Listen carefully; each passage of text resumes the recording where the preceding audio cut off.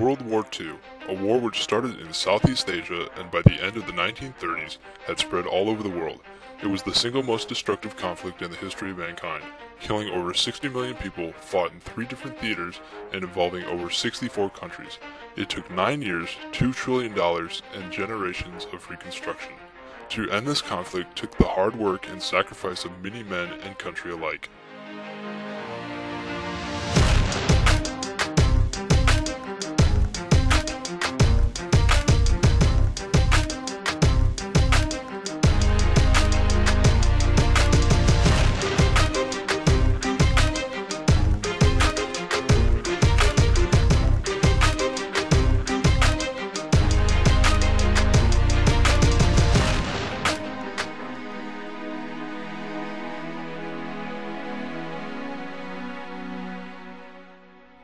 With Hitler on the warpath in Europe and Asia, the Allies, consisting mainly of the United States and Britain, decided to resolve the conflict in Europe, first believing that it was more pertinent.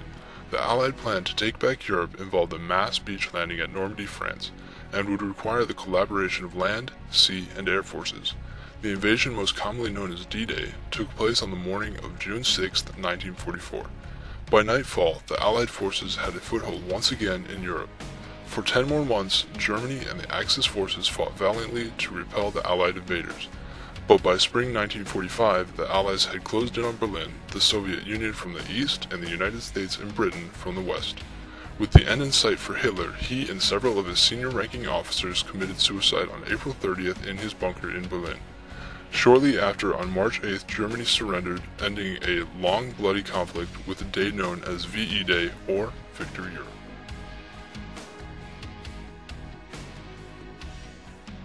But with only one campaign of the War won, the war in the Pacific was still very much a raging conflict. Sea battles between carrier fleets and guerrilla-like island warfare made for bloody battles and long stalemates. The progress of the Allied forces with the island-hopping campaign was a slow and arduous process, yielding high casualties and little results. The Japanese were honorable warriors that would rather die with their own hands than surrender. It did not matter the relentless onslaught that the Allies put on the Japanese, it seemed like they would never break. Since the world had been fighting a full-scale war for 6 years and Japan showing little signs of ceasing, President Harry S. Truman and the rest of the world started to look for the quickest way to end the war while losing the least amount of lives.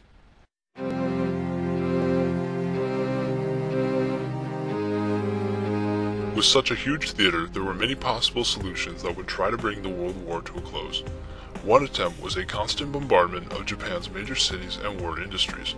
One such example of this was the Doolittle Raid, led by Lieutenant Colonel James H. Doolittle. Its intent, along with many other raids, was to destroy Japanese infrastructure. The downside to this approach was that in order to get frequent enough raids to be effective, the Allies would need to control airfields close enough to the Japanese mainland so that the bombers would be able to complete the distance safely. Since islands able to maintain an airfield were hard to come by, this process would take regrettably too much time. A blockade of the Japanese mainland was another feasible possibility to shut down Japan's ability to wage war. It would require essentially a starvation of the populace and war facilities, but once more it would require a large amount of time and patience. Essentially, it would be an impractical solution to a conflict which needed a quick resolve. An option even more tenacious than a blockade or air campaign was an invasion similar to that of Normandy. This plan would require much more in the war budget, morale, and most importantly, thousands of American lives. Operation Downfall was the code name for the invasion of Japan. It was projected in a study by the Secretary of War Staff that there would be 1.7 to 4 million casualties in an invasion of the mainland. In part, due to the expected joint resistance of the Japanese civilian and military forces, Operation Downfall would most likely add 1 to 2 years on the conflict and another couple $100 million. An invasion of Japan clearly was not something that could just be taken casually or blithely. It would have been on a scale greater than that of D-Day and costing not only the lives of thousands of Americans but even millions of Japanese civilians and soldiers. Another option remained, in which its origins began back in 1939 when Albert Einstein wrote to President Franklin Delano Roosevelt about the possible threat of Germany possessing an atomic bomb. With added pressure, Roosevelt decided to proceed with the United States' own nuclear weapons program. Starting in 1941, under the control of the Army Corps of Engineers, codenamed the Manhattan Project, various test sites and facilities were established all over the country. On July 16, 1945, shortly after D-Day, under the direction of American physicist Robert J. Oppenheimer, and with the efforts of many civilian scientists, the first ever atomic bomb was detonated.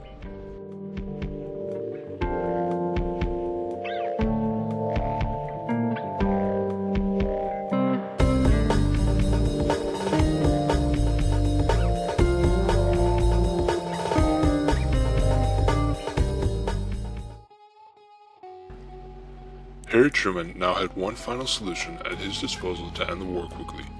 In July of 1945, the leaders of Great Britain, Russia, and the United States had a meeting in Potsdam, Germany to discuss the involvement of their respective countries in the war against Japan. At this meeting of the world's superpowers, according to the diaries of both Truman and Winston Churchill, an exchange happened in which Truman disclosed information to Stalin about the ownership of a weapon that was so powerful it could wipe out an entire city. At the time, Stalin merely smiled and noted on the inquisitive nature of the weapon.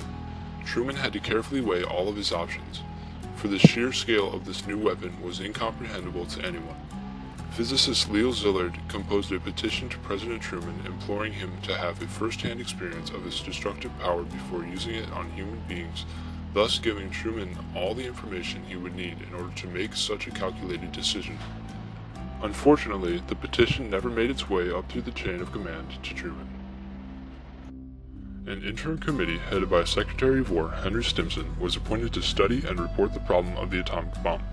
After listening to the advice of the committee and issuing a statement to Japan's unstable and divided government that if Japan did not surrender immediately, that the United States would have no choice but to use unimaginable force against them.